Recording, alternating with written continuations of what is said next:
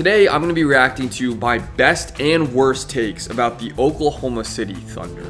Do I even need to play this one? I have no recollection of doing this. Yeah, let's just jump right in. If the Oklahoma City Thunder don't win the title, I think they would be one of the biggest disappointments in NBA history. Okay, I'll admit it.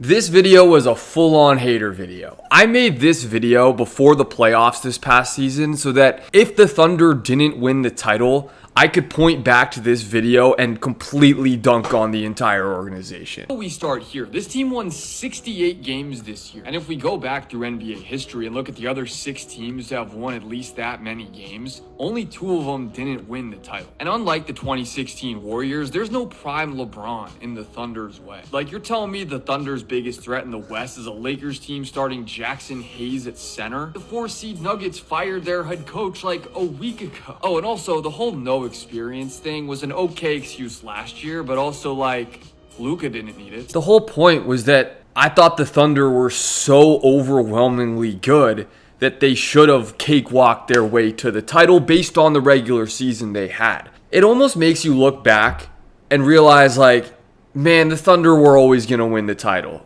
But again, I sort of made this video as like a contingency plan. If they didn't, then I could point back and really bring out the hater. So ESPN dropped their top 100 players in the NBA today. Here we go, baby.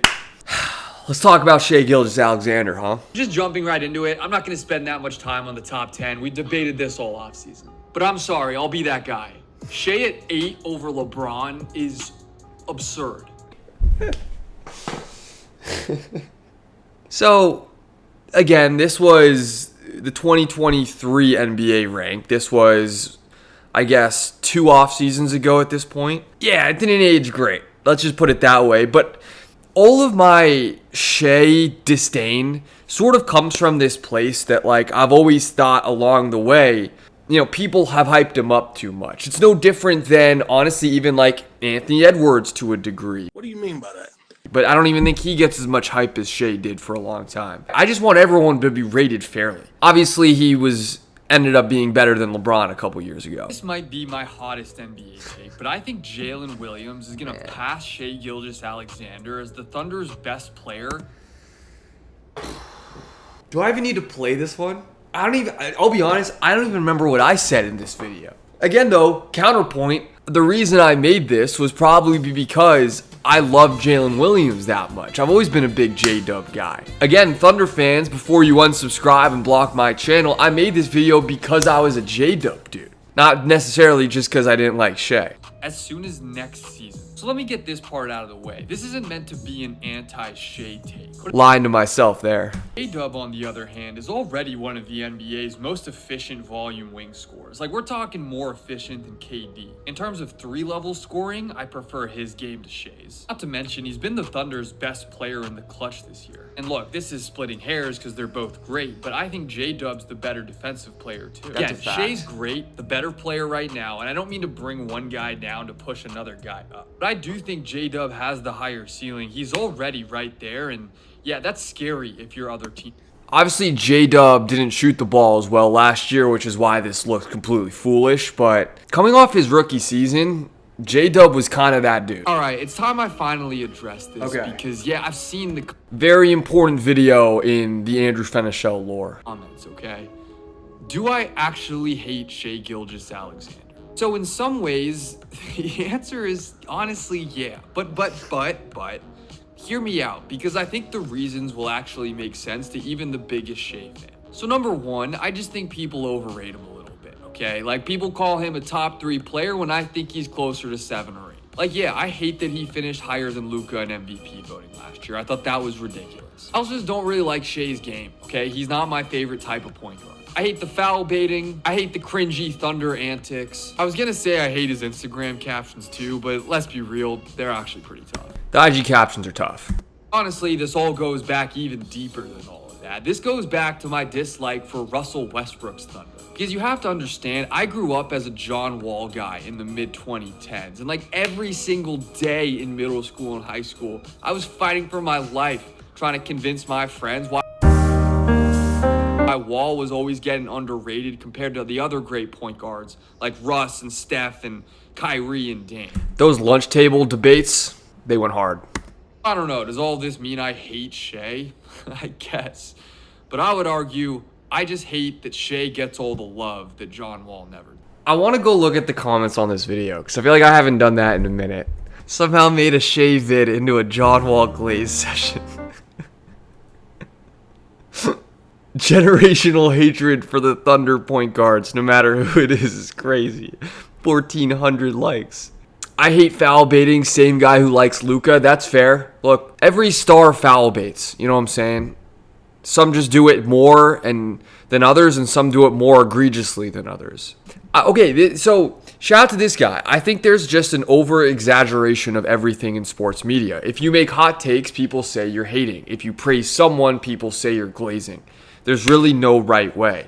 Totally agree. I mean, media in general now is so polarized. If you're going to have a unique perspective now, it's by going to the extremes because that's what gets people to watch you because it creates drama. It forces you to stop your scroll when you hear someone say something so absurd that you just have to listen. Right, this is what I replied to this one dude. It's crazy to me that like calling someone a top 8 player in the world counts as hate now.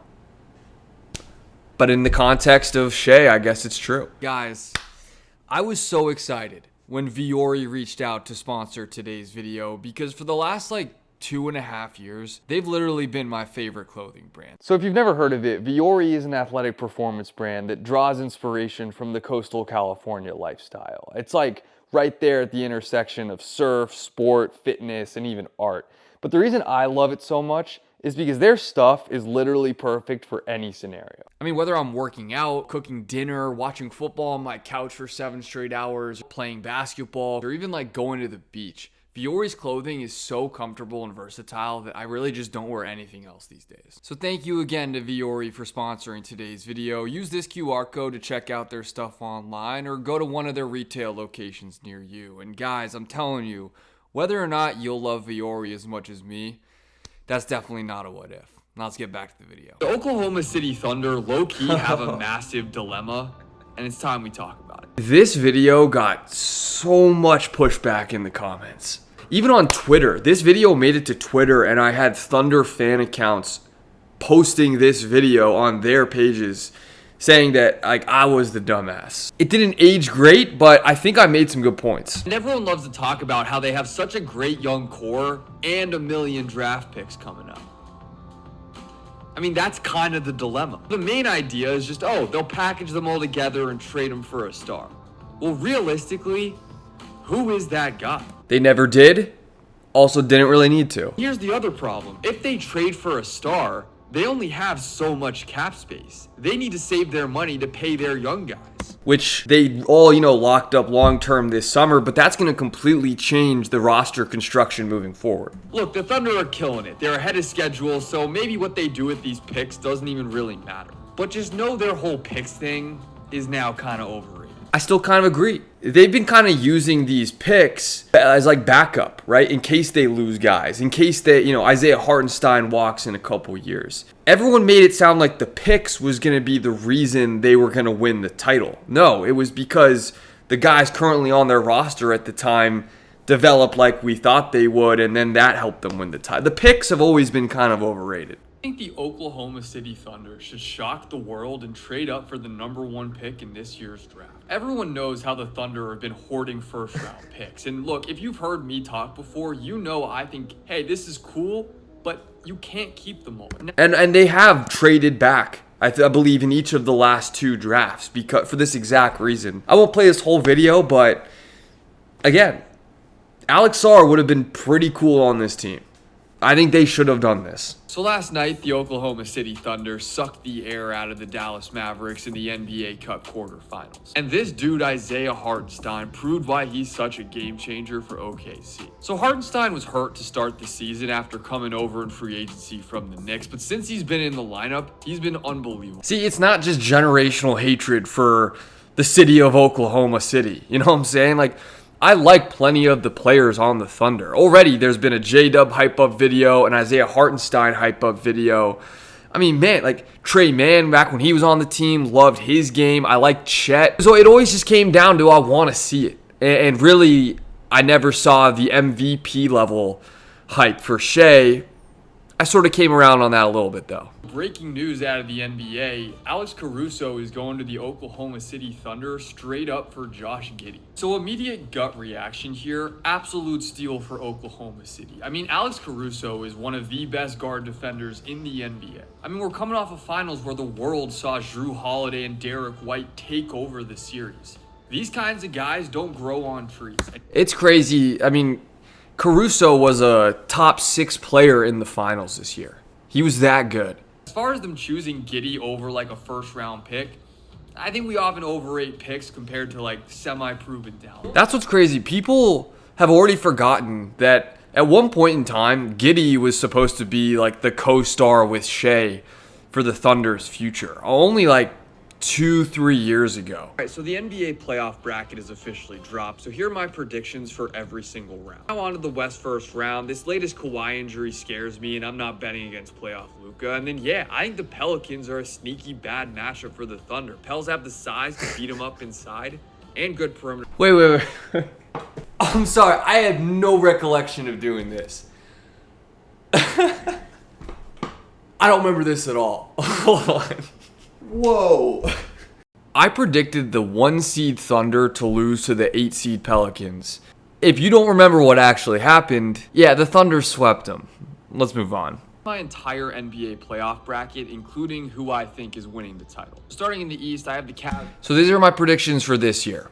Most recent season. In the West, I have the Thunder sweeping their first round matchup. I have the Clippers over the Nuggets in 6, and I think Kawhi is going to average 30 a game in that series. I think the Rockets' defense and athleticism is just going to overpower Golden State. And then although I have the T-Wolves giving the Lakers a scare and taking them to 7, I think Luka carries the Lakers to the conference finals where they lose to the Thunder.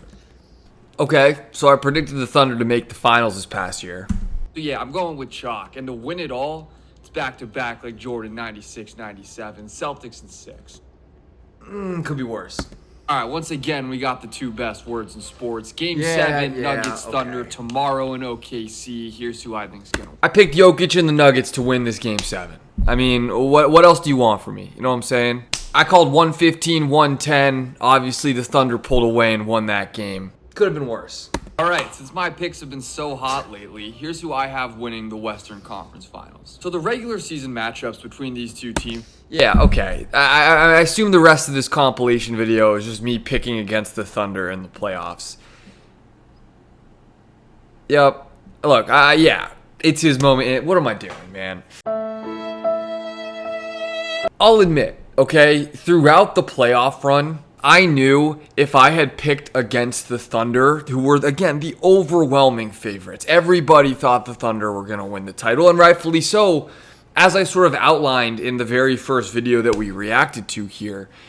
But I knew, like, if the Thunder were to lose any series, that would tee me up to being able to come back down the floor and, you know, pull off an Anthony Edwards and just dunk on the team, you know, and I could be the guy to celebrate the Thunder losing because that would just sort of help my overall brand. I'm not going to sit here and say, like, I made up this take. I really did think the T-Wolves were a bad matchup for OKC. I really did think the Celtics were going to win the whole thing. But do I play into the bit a little bit?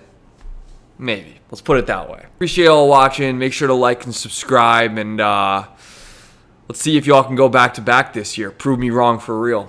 Peace out.